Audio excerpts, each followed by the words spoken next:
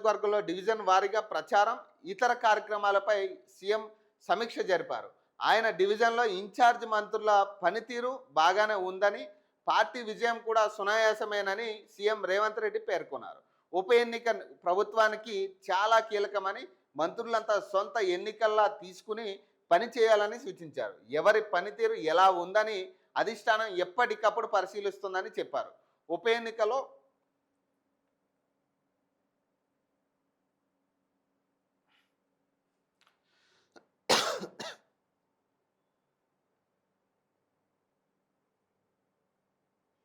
ఉప ఎన్నికల్లో గెలిచేందుకు బీఆర్ఎస్ తప్పుడు ప్రచారాలు చేస్తుందని, పెయిడ్ సర్వేలను వినియోగించుకుంటుందని రేవంత్ పేర్కొన్నారు. సోషల్ మీడియాను విస్తృతంగా వినియోగించుకుని తప్పుడు సమాచారాన్ని జనాలలోకి తీసుకెళ్తుందని గుర్తు చేశారు.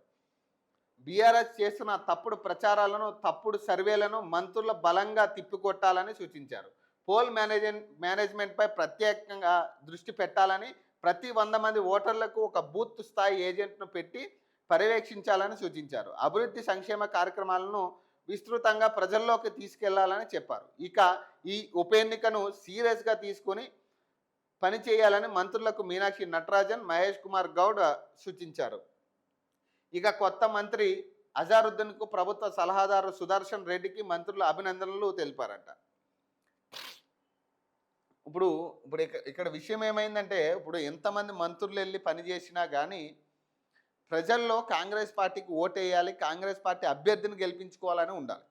స్థానికంగా ఎవరైతే అభ్యర్థి నిలబడ్డాడో ఆ అభ్యర్థి మీద ప్రజలకి ఒక ఎఫెక్షన్ క్రియేట్ అవ్వాలి. మనకు పని చేస్తాడు, ఇతను గెలిస్తే మన తరపున మాట్లాడగలడు అని.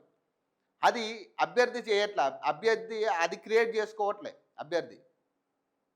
ఇక్కడ ఎట్లా అయిపోయిందంటే, వాళ్ళు ఏదో పెయిడ్ ప్రచారం చేస్తున్నారని దాన్నే వీళ్ళు నిజం చేస్తున్నారు. వాళ్ళు పెయిడ్ ప్రచారం చేస్తున్నారా, ఇంకో ప్రచారం చేస్తున్నారా పక్కన పెడితే, దాన్ని మీరు ఏం చేస్తూ ఉన్నారంటే వాళ్ళకి అది ఒక ఊపిస్తూ ఉన్నారు. అది నిజమనే క్రియేషన్ తీసుకొస్తున్నారు. మీరు దాడులు చేసి ఎవరిని పడితే వాళ్ళని అడ్డుకుని ఇష్టాచారం నోటుకొచ్చినట్టు మాట్లాడి. ఇక్కడ ఇంకొక విషయం ఏంటంటే, పాపం సీఎం రేవంత్ రెడ్డి గారికి ఇది చాలా బర్డెన్ అయింది. ఇప్పుడు ఈ ఎన్నిక, ఇప్పుడు ఆయన చెప్తా ఉన్నాడు కదా, ఈ ఎన్నిక చాలా కీలకమని. ఇది చాలా బర్డెన్ అయింది ఇప్పుడు మొన్న ఢిల్లీ వెళ్ళొచ్చిన తర్వాత నుంచి. ఎందుకంటే మంత్రులా మన మాట వినే పరిస్థితుల్లో లేరు. ఇప్పుడు మన ముఖ్యమంత్రి పదవికే ఊస్టింగ్ అయ్యే పరిస్థితి ఉంది ఈరోజు. సో ఖచ్చితంగా ఈ ఎన్నికని ఓడిపోయారంటే ఖచ్చితంగా సీఎంకి చాలా గడ్డు కాలం అని చెప్పుకోవాలి. సో అలాంటి పరిస్థితుల్లో ఇది ఖచ్చితంగా చాలా కీలకం కాంగ్రెస్ వాళ్ళకి. కానీ వాస్తవంగా అయితే ఈ ఉప ఎన్నిక అనేది అంత కీలకం కూడా కాదు జనాలకైతే. ఎందుకంటే చెప్తా, ఇప్పుడు ఆల్రెడీ 2 సంవత్సరాలు ప్రభుత్వం పరిపాలన అయిపోయింది. మహా అయితే ఇంకొక 1 ఇయర్ 1.5 ఇయర్ ఉన్న ఎమ్మెల్యే ఎవరు పనిచేసినా కూడా ఇక్కడ నుంచి ఇప్పుడు అటు అధికార పార్టీకి గెలిచినా కానీ, ఇటు ప్రతిపక్ష పార్టీకి గెలిచినా కానీ ఇక్కడ కొత్తగా పనులు జరిగే పరిస్థితి ఉండదు. ఏవైతే రాష్ట్రం మొత్తం అమల్లో ఉన్నాయో అవే ఇక్కడ జరుగుతాయి తప్పితే ఇక్కడ పర్టికులర్గా వాళ్ళు తీసుకొచ్చి చేసేదైతే ఏముండదు. కేవలం 1 సంవత్సరంన్నర దీన్ని గడుపుతారు. ఒకవేళ ఇక్కడ ఉప ఎన్నిక కనుక కాంగ్రెస్ పార్టీ గెలిస్తే మిగతా చోట్ల కూడా ఉప ఎన్నిక పెట్టే పరిస్థితి ఉంటుంది. పక్క కాన్స్టిట్యూషన్ ఖైరతాబాద్లో కూడా ఉప ఎన్నిక పెట్టే పరిస్థితి ఉంటుంది. ఆ టైంలో మళ్ళీ ఎలక్షన్ కోడ్ అంటారు, ఇక్కడ పనులు జరిగే పరిస్థితి కూడా ఉండదు. వాటి వల్ల ఈ పనులు ఆగుతున్నాయంటారు, లేదా ప్రతిపక్షాలు ఆపుతున్నాయంటారు. ఇదే కథలు చెప్తారు.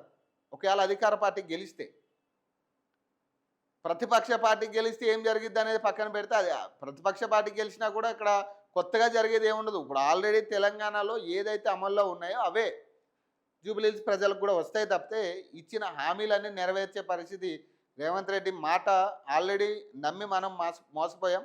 మళ్ళీ నమ్మి మోసపోదామంటే ఇంకదే కథగా.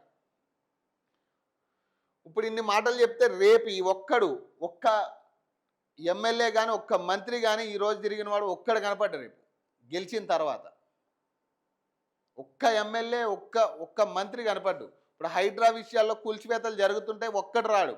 నవీన్ యాదవ్ వెళ్ళాడు అక్కడికి, ఎందుకంటే వాళ్ళ పార్టీ చేయిస్తుంది కాబట్టి. సో ఇట్లాంటివన్నీ కూడా మన దృష్టిలో పెట్టుకోవాలి. వీటన్నిటిని కూడా మనం కాపాడుకునే ప్రయత్నం చేయాలి.